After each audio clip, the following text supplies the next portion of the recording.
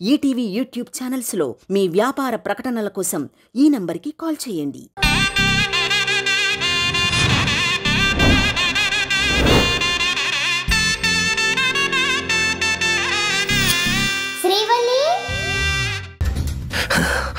నీ కూతురికి అహంకారం పెరిగింది, అందుకే ఈ డివోర్స్ నోటీస్ పంపించింది.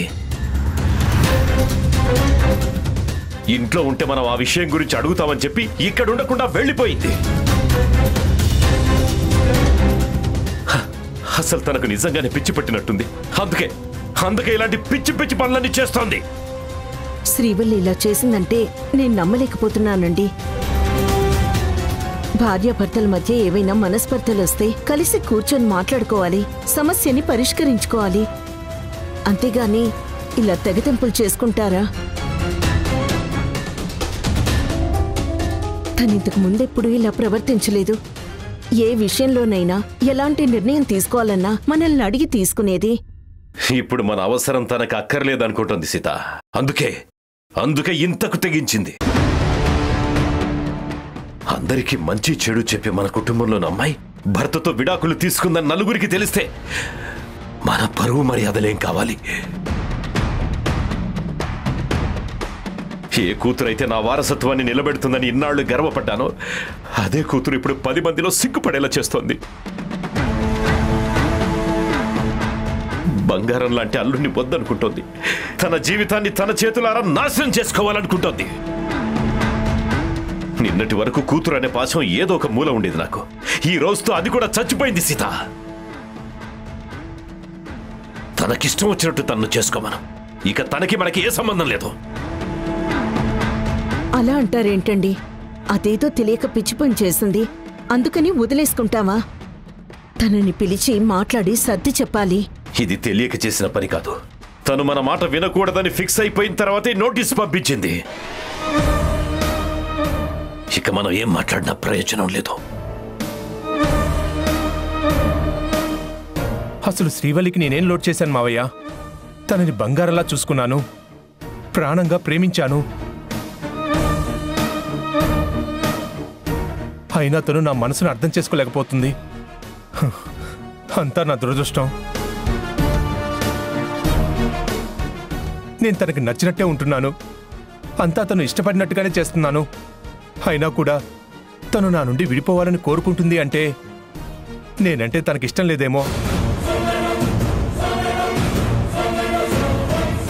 ఒకవేళ మీరు నాకు కంపెనీ బాధ్యతలు ఇచ్చినందుకే తను ఇలా నోటీస్ పంపించుంటే నాకు ఈ బాధ్యతలు వద్దు మావయ్య. తిరిగి శ్రీవల్లికి అప్పగించండి.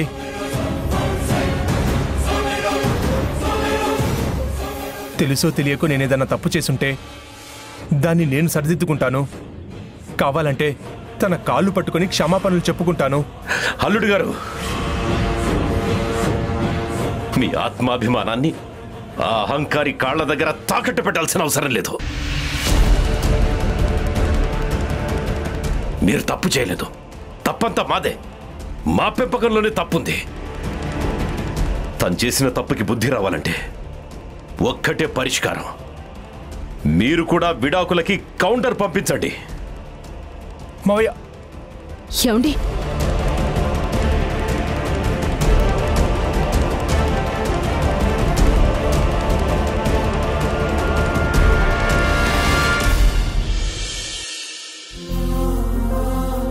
నేను డివోర్స్ నోటీస్ పంపించిన విషయం అమ్మా నాన్నలకి ఈ పాటికి తెలిసిపోయి ఉంటుంది.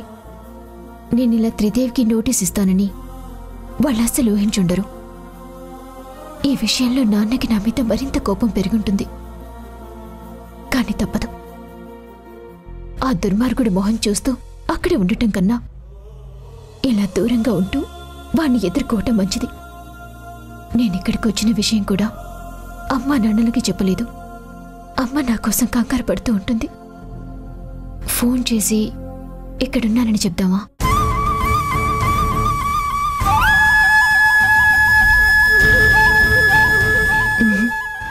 వద్దు. మళ్ళీ అమ్మ ఇప్పుడే వచ్చి నన్ను తీసుకెళ్లాలని చూస్తుంది. ఒకవేళ అమ్మ అన్నయ్యకి ఫోన్ చేస్తే అన్నయ్య నేను ఇక్కడున్నానన్న విషయం ఎలాగో చెప్పేస్తాడు. అప్పుడైనా అమ్మ వస్తుంది. కానీ కొన్నాళ్ళు నేను అక్కడికి వెళ్లకుండా అమ్మని కన్విన్స్ చేసి ఇక్కడి నుంచే సమస్యల్ని పరిష్కరించాలి. అత్తయ్య, ఏ నవీన్, మనం ఉయ్యాలాట ఆడేవాళ్ళం కదా, ఇప్పుడు నన్ను అలా ఆడిస్తావా? నువ్వు పెద్దవాడివి అవుతున్నా కూడా చిన్నపిల్లలాటలు మర్చిపోవటం లేదా? సరే, ఆడిస్తాను.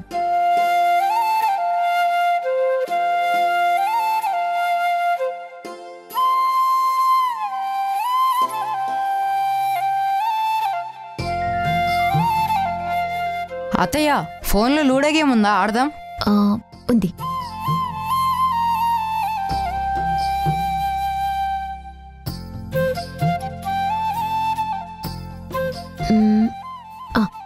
స్టార్ట్ చెయ్.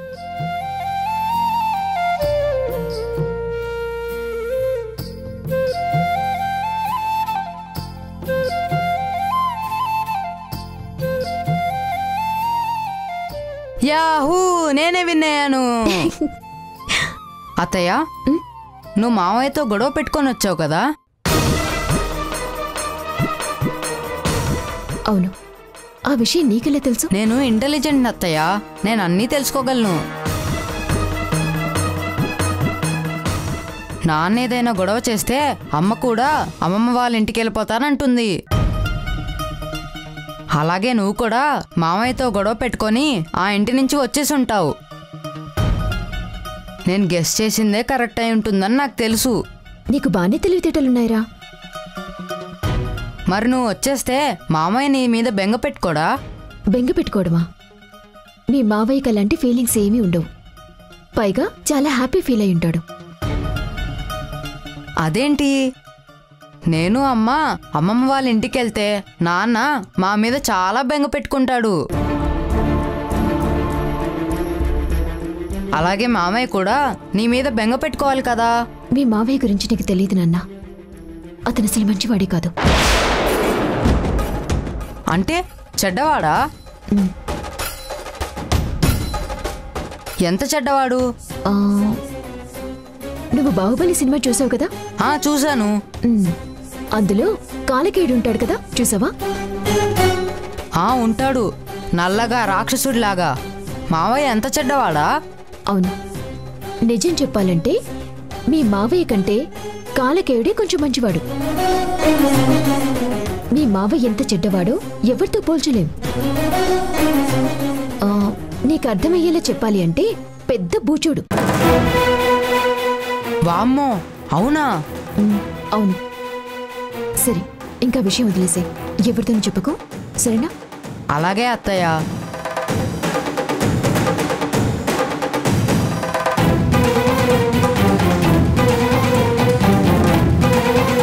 అంటే శ్రీవల్లికి త్రిదేవికి మధ్య ఏదో పెద్ద గొడవే జరిగింది. అందుకే శ్రీవల్లి వచ్చేసింది. ఇప్పుడు నేను ఆ విషయం గురించి అడిగితే తను బాధపడుతుంది. 2 రోజులు పోయాక అప్పుడు దాని గురించి అడగడం బెటర్. నీ ఫోన్ కెమెరా క్లారిటీగా లేదత్తయ్య. వీడియో క్లియర్గా రికార్డ్ అవ్వట్లేదు. అవునా? అయినా వీడియో ఎందుకు రికార్డ్ చేస్తున్నావు నాన్న?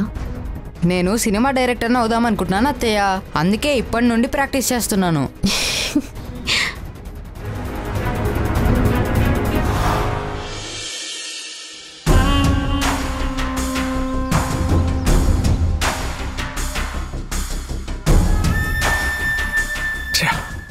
అనుకున్నది సాధించేశాం. ఇక లైఫ్లో బిందాస్గా గడిపేద్దాం అనుకుంటున్న టైంలో ప్రాబ్లం మీద ప్రాబ్లం వచ్చి పడుతుంది. ఆ శ్రీవల్లి చెప్పినట్టుగానే డివోర్స్ నోటీస్ పంపించింది. పైగా ఇప్పుడు అది వెళ్ళి దినేష్ గారి ఇంట్లో కూర్చుంది. ఆ జాక్ గాడేమో దాన్ని తీసుకొచ్చి 1 వీక్లో అప్పగించాలన్నాడు. అది ఇక్కడుంటే ఏదో ఒకటి ప్లాన్ చేద్దామనుకున్నాను, కానీ సడన్గా ట్విస్ట్ ఇచ్చింది. ఇప్పుడేం చేయాలి?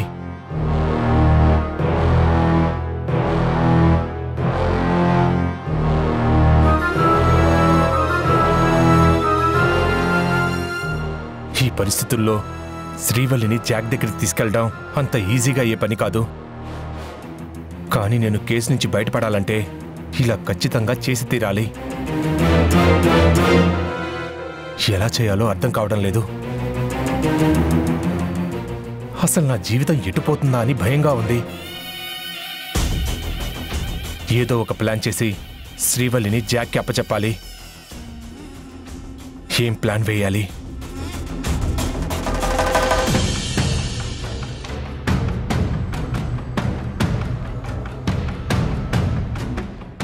అత్తయ్య, అక్కడే నిలబడ్డారేంటి? లోపలికి రండి. ఏంటత్తయ్య, నాతో ఏమన్నా మాట్లాడాలా? అవును బాబు. చెప్పండి అత్తయ్య. అది శ్రీవల్లి తెలుసో తెలియకో విడాకుల కోసం లాయర్ నోటీస్ పంపించింది. ఆ విషయంలో మీరెంత బాధపడుతూ ఉంటారో నాకు తెలుసు. అలా చేయటం తప్పే, ఒప్పుకుంటాను. దానికి కాపురాన్ని చక్కదిద్దుకునేంత తెలివి లేదు బాబు. ఏదో ఆవేశంలో తొందరపడి ఉంటుంది. తనలాగే మీరు కూడా తొందరపడి అటువంటి నిర్ణయం తీసుకోకండి. కలతల్లేని కాపురం ఉండదు, అపార్థాల్లేని బంధం ఉండదు. ఒకరినొకరు అర్థం చేసుకుని ముందుకు సాగిపోవడమే సంసారం. అందుకే మీ తల్లి లాంటి దానిగా అడుగుతున్నాను, దయచేసి ఆలోచించండి. శ్రీవల్లిని క్షమించి మార్చుకోవడానికి ప్రయత్నించండి. అత్తయ్య, శ్రీవల్లి అంటే నాకు ప్రాణం. తను నన్ను ప్రేమించినా ప్రేమించకపోయినా నేను తనని ఎప్పటికీ ప్రేమిస్తూనే ఉంటాను. డివోర్స్ అంటే భార్యాభర్తలిద్దరూ ఇష్టపడి తీసుకోవాలి. ఇద్దరిలో ఎవరు అభ్యంతరం తెలిపినా విడాకులు రావు. నేను ఎట్టి పరిస్థితుల్లోనూ శ్రీవల్లికి డివోర్స్ ఇవ్వను. మీరు కంగారు పడకండి. చాలా సంతోషం బాబు. నిజంగా నువ్వు దాని పాలిట దేవుడివి. తనింత చేసినా కూడా నువ్వు భార్యని అర్థం చేసుకోవడానికి ప్రయత్నిస్తున్నావు. కానీ ఆ విషయం తనకు అర్థం అవ్వట్లేదు. నేను ఈరోజు దినేష్ ఇంటికి వెళ్ళి శ్రీవల్లిని కలిసి మాట్లాడతాను. ఆ నోటీస్ వెనక్కి తీసుకోమని శ్రీవల్లికి గట్టిగా చెప్తాను. అలాగే అత్తయ్య. కానీ శ్రీవల్లి ఎక్కడికైనా వెళ్ళాలనుకున్నప్పుడు మనకి చెప్పి వెళ్ళమని చెప్పండి. నిన్న మనందరం తన గురించి ఎంత కంగారు పడ్డాం. పరిస్థితులు అసలేం బాలేవు.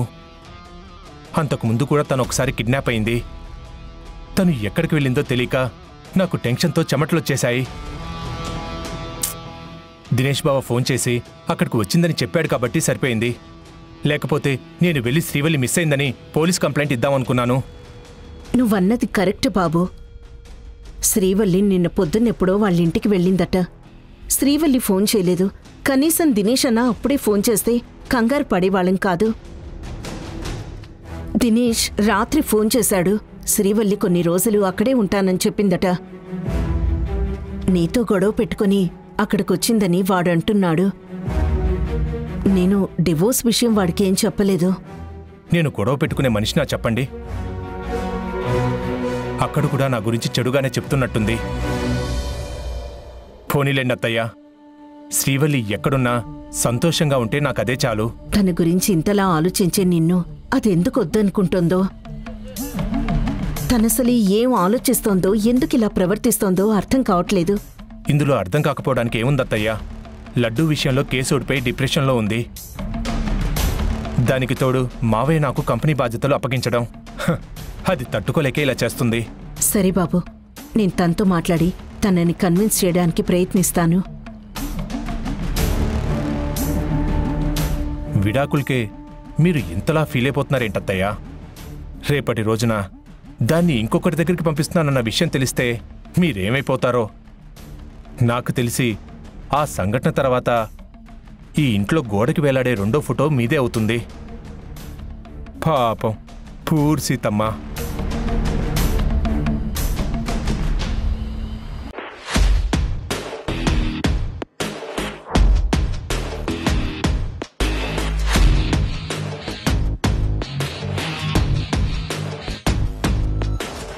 సారీ జాక్, ట్రాఫిక్ జామ్ వల్ల లేట్ అయింది. It's okay. నాకు అప్పగిస్తానని చెప్పిన నీ బ్యూటిఫుల్ ప్రాపర్టీ విషయంలో ఏదైనా పాజిటివ్ న్యూస్ ఉందా? నేను అదే పని మీద ఉన్నాను జాక్. నువ్వు చెప్పిన టైంకి ఆ పని పూర్తవుతుంది. Oh excuse me. Hello, happy birthday ఏంట్రా? ఈరోజు నా బర్త్డే కాదు. అవును, ఈ నెలలోనే, కానీ ఈ రోజు మాత్రం కాదు. సరిగ్గా డేట్ కూడా తెలియదు. మళ్ళీ నా బెస్ట్ ఫ్రెండ్ అంటావు. పెట్టేపోను. వీడి పై ఆఫీసర్స్కి నా గురించి ఏమని రిపోర్ట్ చేశాడో ఏంటో. అసలు నా కేసు విషయంలో ఏం తెలియట్లేదు. శ్రీవల్లిని వీడి దగ్గరికి తీసుకొచ్చాకే కేసు గురించి మాట్లాడమన్నాడు. వీడొకడు దొరికాడు. అటు అది దొరకదు, ఇటు వీడు నా మాట విండు. ముందు వీడిని ఏదైనా మాయ చేసే ప్రయత్నం చేద్దాం. జాక్, నీ బర్త్డే ఎప్పుడు? ఎందుకు? ఎందుకేంటి, మనం ఫ్రెండ్స్ కదా. నీ బర్త్డేని సెలబ్రేట్ చేయాలి కదా. వచ్చే సోమవారం, ఇంకా 5 రోజులుంది. అవునా? అయితే నీ పుట్టినరోజు నాడు నీకు మర్చిపోలేని మంచి గిఫ్ట్ ఇస్తాను. ఈసారి నీ బర్త్డే నేను సెలబ్రేట్ చేస్తాను. నువ్వు లైఫ్ లాంగ్ గుర్తుంచుకుంటావు. శ్రీవల్లిని నీ సొంతం చేసుకోవడానికి వారం రోజులు టైం ఇచ్చావు. కానీ ఒకరోజు ముందే నీ బర్త్డే గిఫ్ట్గా శ్రీవల్లిని నేను నీ దగ్గర తీసుకొస్తాను. ఇది నా ప్రామిస్. వింటుంటేనే నాకు గాల్లో తేలిపోతున్నట్టుంది. నా బర్త్డే రోజు శ్రీవల్లితో ఫస్ట్ నైట్ అంటే చాలా థ్రిల్లింగ్గా ఉంటుంది. ఇంతకీ నా కేసు సంగతి ఏమైంది Jack? You don't worry, I'm here, don't fear. నువ్వు ఇండియాలో లేవని రిపోర్ట్ ఇచ్చేశాను. ఇప్పుడు నీ జోలికి ఎవ్వరూ రారు. Thank you Jack, thank you. నాకు శ్రీవల్లి పగలు రాత్రి తేడా లేకుండా పదే పదే గుర్తొస్తుంది. అవునా? తన మొబైల్ నంబర్ ఇస్తాను. గుర్తొచ్చినప్పుడు ఫోన్ చేసి మాట్లాడు. కొంతైనా హ్యాపీగా ఫీల్ అవుతావు. సరే, ఇవ్వు.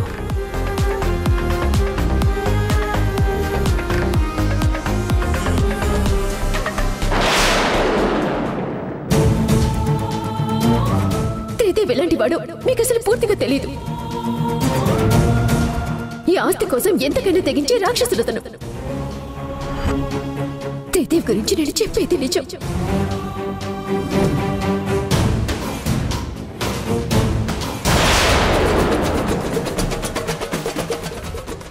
పెళ్లికి ముందు తండ్రి సంరక్షణలో అల్లారుముద్దుగా పెరిగిన ఆడపిల్ల పెళ్ళయ్యాక భర్త అడుగుజాడల్లో ఎంతో మర్యాదగా నడుచుకోవాలి. కానీ శ్రీవల్లి ఆ కారణంగా త్రిదేవుని అవమానించి అసూయతో రగిలిపోతోంది. ఇప్పుడు ఏకంగా డివోర్స్ నోటీస్ పంపించింది.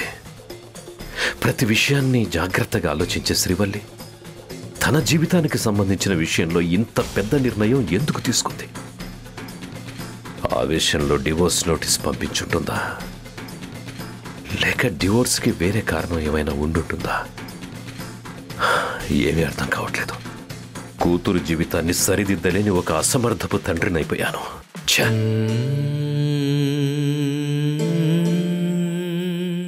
త్రిదేవ్ రాగానే అతనితో ఈ విషయం గురించి క్లియర్గా మాట్లాడాలి. వాళ్ళ మధ్య ఇంకేదైనా గొడవ జరిగిందేమో తెలుసుకోవాలి. త్రిదేవ్. ఏంటి మావయ్య? ఇలా కూర్చో, నీతో ఒక ముఖ్యమైన విషయం మాట్లాడాలి. చెప్పండి మావయ్య. మీ పెళ్ళైన దగ్గర నుంచి మేము నిన్ను శ్రీవల్లిని చూస్తూనే ఉన్నాం. చాలా విషయాల్లో నువ్వే తనతో సర్దుకుపోతావని నాకు తెలుసు. అదేం లేదు మావయ్య, శ్రీవల్లి కూడా సర్దుకుపోతుంది. కాకపోతే తనకు కొంచెం ఆవేశం ఎక్కువ, అంతే. తను నీకు డివోర్స్ నోటీస్ పంపించినా కూడా తన మీద కోపం రావట్లేదా? భార్య మీద చిన్న మాట కూడా పడనివ్వట్లేదు నువ్వు. అలా అంటేనే కదా నేను చాలా మంచోడినని నువ్వనుకుంటావు. నిన్నొక విషయం అడుగుతాను, దాచకుండా నిజం చెప్పు బాబు. అయ్యో, అదేంటి మావయ్య అలా అంటారు? నేను ఏదీ దాచను. ఏంటో అడగండి. నీకు శ్రీవల్లికి మధ్య మాకు తెలియని పెద్ద గొడవలు ఏమైనా జరుగుతున్నాయా? ఇలా అడుగుతున్నానని ఏమీ అనుకోవద్దు. తను నిన్ను కోర్టు కేసులోకి లాగడం, తర్వాత నీ మీద నిందలు వేయడం, ఇవన్నీ ఎందుకు చేస్తుంది? కారణం ఏంటి? ఇప్పుడు తన జీవితంలో నువ్వు ఉండకూడదని నిర్ణయం తీసుకుంది. ఎందుకంత తొందరపడింది? అసలు మీ మధ్య ఏం జరిగింది? నేను ఏం చెప్పినా కూడా ముసలోడికి శ్రీవల్లి మీద కోపం పెరగాలి, నా మీద ఉన్న మంచితనం రెట్టింపవ్వాలి. అలా అవ్వాలంటే ఏం చెప్పాలి? ఎస్, కొన్ని నిజాలు మీకు తెలియడం ఇష్టం లేక నేను ఇన్నాళ్ళు మీకు చెప్పలేదు మావయ్య. తన మనసులో వేరే ఉద్దేశం ఉంది. అందుకే శ్రీవల్లి విడాకుల నిర్ణయం తీసుకుంది. ఏంటి బాబు ఆ నిజాలు? ఎందుకులే మావయ్య, మీకు తెలిస్తే మీరు ఇంకా తట్టుకోలేరు. అది నాకు ఇష్టం లేదు, వదిలేయండి. నేను మీకు చెప్పలేను. దయచేసి నన్ను ఇబ్బంది పెట్టకండి ప్లీజ్. పర్వాలేదు బాబు, ఏం జరిగిందో నాకు తెలియాలి కదా. నా దగ్గర ఎందుకు దాస్తున్నావు? నేను నీకు మావయ్యను మాత్రమే కాదు, తండ్రి లాంటి వాడిని కూడా. చెప్పాలంటే నా కూతురు కంటే నువ్వే ఎక్కువ. ఆ నిజమేంటో నువ్వు చెప్పాల్సిందే, నేను తెలుసుకోవాల్సిందే. చెప్పు. శ్రీవల్లికి గతంలో ఒక లవర్ ఉన్నాడన్న విషయం మీ అందరికీ తెలుసు కదా. అదే సుబ్బు. అతన్ని తను మర్చిపోలేకపోతుంది.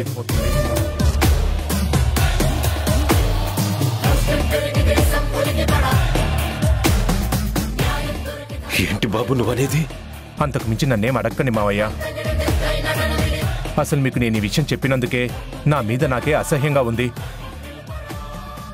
ఏ భర్త జీర్ణించుకోలేని ఈ విషయాన్ని ఎన్నో రోజులుగా విషయాన్ని దాచుకున్నట్టు నా గుండెల్లో దాచుకున్నాను. అది మీకు ఇలా చెప్పాల్సి వస్తుందని నేను లైఫ్లో అనుకోలేదు. మీ దృష్టిలో నా శ్రీవల్లి తక్కువ కాకూడదు. నా మీద మీకు ఏమాత్రం ప్రేమ ఉన్నా నేను చెప్పిన విషయాన్ని దయచేసి మర్చిపోండి ప్లీజ్.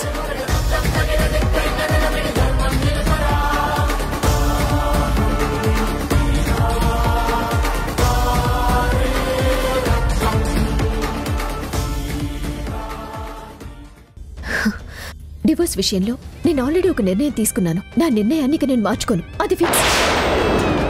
దయచేసి మీరు నన్ను ఇంకేం అడగండి ప్లీజ్. నేను చావనైనా చేస్తానేమో కానీ వాడితో మాత్రం కలిసి బతకలేను కూడా.